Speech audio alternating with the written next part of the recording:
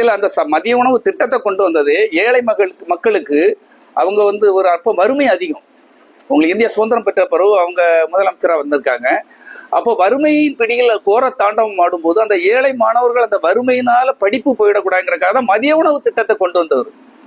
அந்த மதிய உணவு திட்டத்தை கொண்டு வந்து நிறைய இன்னைக்கு ஏழைகள்லாம் இன்னைக்கு படிச்சு பெரிய பெரிய பட்டங்கள் பெற்றிருக்காங்கன்னா அதுக்கு மெயின் காரணமே காமராஜர் அவர்கள் தான். அவருடைய அந்த சேவையை நினைவு கூறும் வகையில இது பண்ணியிருக்கனால இதுக்கு நான் நன்றி சொல்லணுங்கிறது எல்லா தமிழர்களும் இதுக்கு நன்றி சொல்லணும். ஏன்னா எல்லாருமே அவருடைய ஜாதி மதம் பார்க்காம எல்லா மக்களும் படிக்கணும்னு நினைச்சு அந்த திட்டங்களை கொண்டு வந்தவர் பெருந்தலைவர் அவர்கள். அவர் நினைவு கூறணும் இல்லையா, மறந்துடுவாங்க, காலப்போக்கில் மறந்துடுவாங்க, நல்லதுதான் மறந்துடுவாங்க இல்லையா நம்ம மக்கள். அதை ஞாபகப்படுத்தி அவர் பேர்ல வச்சதுக்காக தான் நான் அந்த வாழ்த்தும் நன்றியும் சொல்ல கடமைப்பட்டிருக்கேன். ஜனநாயகன் பார்த்தீங்களா, நான் எவ்வளவு நல்ல விஷயத்த ஜனநாயகன் ஒரு சினிமா, அது வந்து சினிமாவையும் நான் வந்து பப்ளிக் சோசியல் சர்வீஸையும் இணைக்க விரும்பல. அது விருப்பம் இருக்கவங்க பார்க்கணும். அதுக்காக அவங்க அதான் பார்த்தீங்களா, அது வேற எதையா நான் சொல்லிடுவேன். என்னல்ல, அது அது ஒரு சினிமா பொழுதுபோக்கு. அதையும் மக்கள் சேவையும் நான் அதை வந்து ரெண்டையும் ஒன்றுபடுத்த நான் விரும்பலை. எப்போவுமே நான் அவருடைய ஆளு தான், அவருடைய மேனேஜராக இருந்தவன் தான். அந்த காலத்தில் சினிமாவுக்காக நான் அவர் படம் ஓடணும்னு போராடினவன் தான். ஆனால் இப்போ என்னுடைய பயணமே வேற ஒரு கட்டத்துக்கு வந்துடும். உங்க எல்லாத்துக்கும் தெரியும், கலப்பை மூலமாக அதிகமாக பள்ளிக்கூடங்கள், வகுப்பறைகள், ஆன்மீக பயணம், இப்படி ஒரு தனி பயணத்துல போயிட்டு இருக்கேன். சினிமாங்கிறது நான் அதான் சொல்லிட்டு இருக்கேன், அவங்க ஒரு பொழுதுபோக்கோட மட்டும் விட்டுருங்க, அதை தாண்டி வேற எதுவும் வேண்டாம்னு நான் எல்லாருக்குமே வேண்டுகோள் கொடுத்துட்டு இருக்கேன். அவருடைய படம் வெற்றி பெற என்னுடைய வாழ்த்துக்கள். ஜனநாயகம்.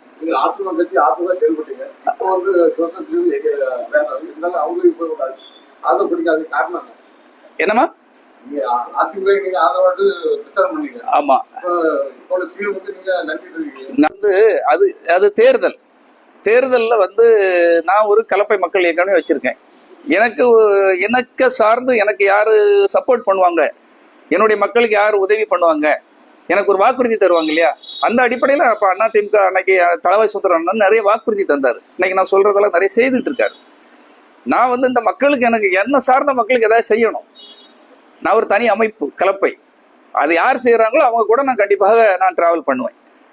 போற இடத்துலலாம் அவங்களுக்குள்ளே ஒரு ரகசியமா அது நிறைய ஒரு கருப்பு பணத்தை வாங்குற ஒரு சூழல் எல்லா காலேஜ்லயும் இருக்குது, எனக்கு தெரியும்.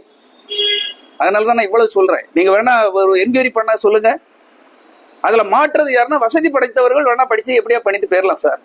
ஆனால் ஏழை எளிய மாணவர்கள் வருடந்தோறும் அதை படிச்சு கஷ்டப்பட்டு ஏதோ ஒரு மார்க் எடுத்துட்டு எங்கேயாவது போய் ஏதாவது காலேஜில் படிக்கலான்னா கண்டிப்பாக எந்த பிரைவேட் காலேஜில் அவங்க போய் படிக்க முடியாது.